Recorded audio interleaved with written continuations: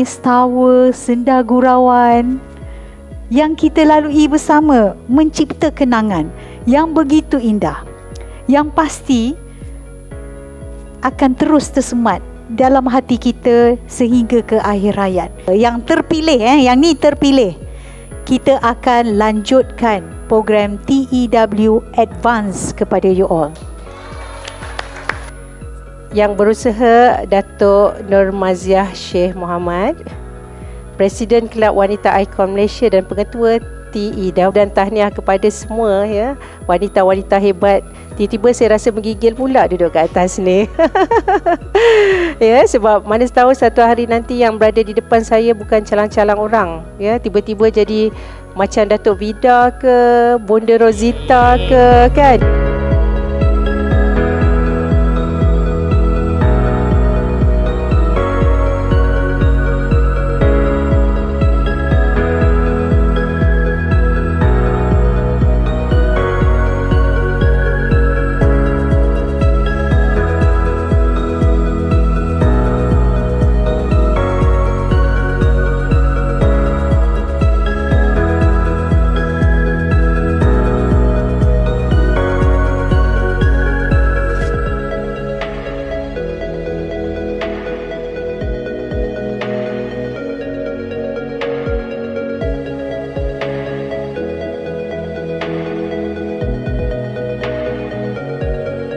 Terima kasih, dan saya bangga sebenarnya berada dalam TU ni kerana sepanjang setahun ni terisi dengan pelbagai aktiviti, dan kami juga diselia dengan teratur setiap minggu, setiap bulan, dan juga kami sangat rapat dengan tenaga pengajar yang mana mereka sentiasa mengambil tahu progres kami.